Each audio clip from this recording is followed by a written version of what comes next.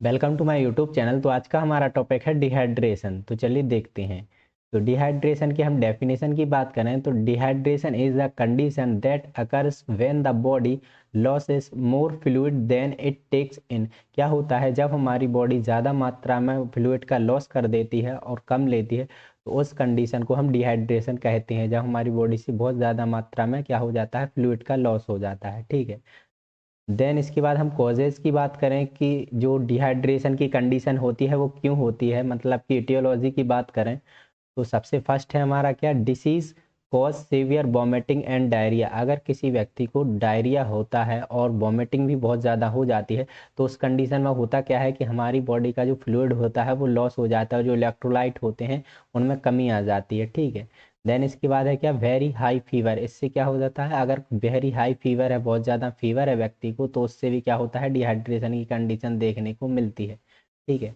Diabetes mellitus, अगर diabetes mellitus की condition होती है तो उस कंडीशन में भी ये देखने को मिलता है। यूज़ ऑफ डायरेटिक ड्रग, अगर आप यूरिन ज़्यादा पास आउट कराने के लिए डायरेटिक ड्रग देते हैं तो उस कंडीशन में वो होता क्या है कि इलेक्ट्रोलाइट का लॉस हो जाता है और बहुत ज़्यादा मात्रा में डिहाइड्रेशन देखने को मिल जाता है। ठीक है। एंड सीवियर हेमरेज, अगर व्यक्ति को हेमरेज की कंडीशन है तो भी देखने को मिलता है। देन बर्न, बर्न अगर मतलब कि कोई जल जाता है, जलने की वजह से क्या होता है कि डिहाइड्रेशन की कंडीशन देखने को मिलती है। देन इलेक्ट्रोलाइट में भी कमी आ जाती है। प्रोलॉन्ग कोमा, अगर व्यक्ति बहुत ज़्यादा समय से कोमा में है तो उस कंडीशन में भी क्या होता है, डिहाइड्रेशन देखने को मिलता है।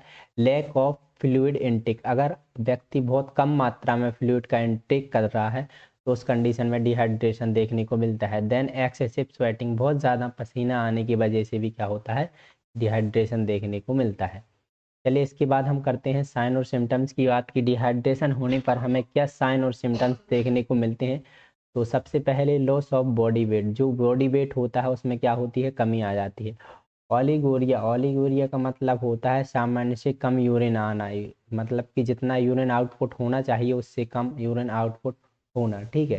देन इसके बाद है क्या, चेंज इन वाइटल साइंस, जो वाइटल साइंस होते हैं जैसे ब्लड प्रेशर हो गया, पल्स रेट हो गया, इनमें क्या होता है, चेंज देखने को मिलता है। जैसे ब्लड प्रेशर है उसमें कमी देखने को मिलती है, ब्लड प्रेशर कम हो जाता है। ठीक है। देन इसके बाद है क्या है, मसल्स वीकनेस, जो मसल्स होती हैं हमारी उसमें क्या होता है, वीकनेस देखने को मिलती है। ठीक है। श्रंकन आई, जो आई होती है, जो हमारी आंखें होती हैं वो धसी सी देखने को मिलती है, मतलब अंदर से धसी हुई देखने को मिलती हैं। ठीक है। श्रिंक हो जाती हैं। ठीक है। एंड हार्ड फीकल मैटर, जो हमारा जो क्या होता है, स्टूल होता है उसमें क्या होती है, हार्डनेस आ जाती है, तो क्या होता है, कॉन्स्टिपेशन जैसी समस्या भी देखने को मिलती है। ठीक है। एंड हेडेक, व्यक्ति को बहुत ज़्यादा सिर दर्द होने की मतलब कि सिर दर्द होने लगता है। ठीक है। स्लीपनेस, मतलब कि व्यक्ति को हमेशा यह लगे, सोते रहने के लिए आलस आएगा, बहुत ज़्यादा सोने की इच्छा होगी, थका हुआ महसूस करने लगता है। ठीक है। And dark yellow strong smelling urine, जो यूरिन का कलर होता है वो डार्क हो जाएगा और बहुत ज़्यादा स्मेल करने लगेगा, बहुत ज़्यादा गंध आएगी, किससे, यूरिन से। एंड लो ब्लड प्रेशर, जो ब्लड प्रेशर होता है वो भी लो हो जाएगा, जो ब्लड प्रेशर में क्या हो जाएगा, कमी हो जाएगी, बहुत ज़्यादा लो हो जाएगा, डायस्टोलिक। ठीक है। ड्राई म्यूकस मेम्ब्रेन, क्या होता है कि जो लिप्स होती हैं, गम्स हो गया, नॉस्ट्रिल हो गया, क्या है, ये सूखी हुई हो जाती हैं। ठीक है। उनमें ड्राइनेस आ जाती है, जैसे लिप्स है, गम्स हो गया और nostril. And dry mouth, mouth में भी सूखा हुआ, जैसे लिप्स हो गया। एंड टंग, क्या होगी, सूखी सूखी सी रहती हैं। ठीक है। लिप्स हो गया एंड टंग। चलिए इसके बाद हम बात करते हैं डायग्नोस्टिक इवैल्यूएशन की बात, कि हम कैसे डायग्नोस्ट कर सकते हैं। सबसे पहले क्या है, हिस्ट्री कलेक्शन, हम पेशेंट की पास्ट प्रेजेंट हिस्ट्री कलेक्ट करेंगे जो भी होता है। देन इसके बाद फिजिकल एग्जामिनेशन करेंगे, हम पेशेंट की बॉडी को असेस करेंगे कि उसमें क्या, आई में क्या चेंजेस देखने को मिलता है, फेस में क्या चेंजेस देखने को मिलता है, अस्कल्टेशन, पाल्पेशन, परकसन जो भी होते हैं ये सब हम करेंगे। देन उसके बाद यूरिन एग्जामिनेशन करते हैं, ब्लड टेस्ट करेंगे। Then plasma sodium level greater than, क्या होगा कि इससे क्या होता है, प्लाज्मा सोडियम लेवल इंक्रीज हो जाता है डिहाइड्रेशन में, जैसे कि 145 मिली एक्यू पर लीटर से ज़्यादा हो जाता है। Then urine specific gravity greater than 1.030 से क्या होता है, ज़्यादा हो जाती है, क्या होती है, यूरिन की जो स्पेसिफिक क्या होती है, ग्रेविटी होती है। ठीक है। तो ये हम डायग्नोस्टिक इवैल्यूएशन कर सकते हैं, ताकि क्या होता है, जो भी इलेक्ट्रोलाइट की कमी हुई है हमें वो एसेस हो सके, और कौन से जो सोडियम है, पोटेशियम है, किसकी कमी हुई है, ये हम एग्जामिनेशन से प्रॉपर पता कर सकते हैं। चलिए इसके बाद हम बात करते हैं मैनेजमेंट की, हम क्या मैनेजमेंट कर सकते हैं। तो सबसे पहले क्या है, ओरल रिहाइड्रेशन सॉल्यूशन, जैसे हम शॉर्ट में क्या बोलते हैं, ORS बोलते हैं। ORS से क्या होगा कि सोडियम पोटेशियम के में जो मतलब जो इलेक्ट्रोलाइट होते हैं उनमें थोड़ा बहुत कमी को पूरा कर सकता है ORS, तो हम ORS भी दे सकते हैं। इंट्रावीनस रिहाइड्रेशन मतलब कि IV फ्लूइड व्यक्ति को चढ़ा सकते हैं, जैसे कि RL क्या होता है, रेंजर लेक्टेड होता है। इससे क्या होता है कि जो भी सोडियम एंड ग्लूकोज होता है उससे दोनों मात्रा बढ़ा सकता है, ठीक है, सोडियम की और ग्लूकोज की।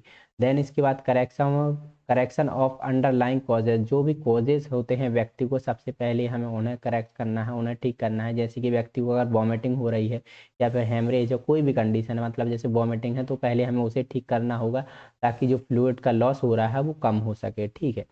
देन इसके बाद क्या है, antibiotic to treat infection of diarrhoea, हमें व्यक्ति को क्या होता है कि एंटीबायोटिक देना है अगर इन्फेक्शन है व्यक्ति को, इन्फेक्शन की वजह से अगर कोई डायरिया हो रहा है तो हमें एंटीबायोटिक देना है, ठीक है। एन एंटी डायरियल ड्रग देनी है जो ट्रीट कर सके, डायरिया को ठीक कर सके, तो एंटी डायरियल जो भी ड्रग्स आती हैं वो हमें प्रोवाइड करना है। देन इसके बाद क्या है, anti emetic to treat nausea and vomiting, तो एंटी इमेटिक्स देनी है हमें जो कि क्या कर सकती हैं, नोजिया एंड वॉमिटिंग को ठीक करने के लिए दी जाती हैं, जैसे ओंडास्टेरॉन हो गया, डेक्सामेथाजोन हो गया, डोमपेरिडोन, ये जो ड्रग्स होती हैं ये हमें पेशेंट को प्रोवाइड करनी है, ठीक है। इसके बाद हम बात करते हैं नर्सिंग मैनेजमेंट की। नर्सिंग मैनेजमेंट में हम क्या क्या कर सकते हैं, तो assess the vital sign every 2 to 4 hours, मतलब कि हमें 2 से 4 घंटे के अंदर हमें वाइटल साइंस व्यक्ति का लेते रहना है, असेस करते रहना है।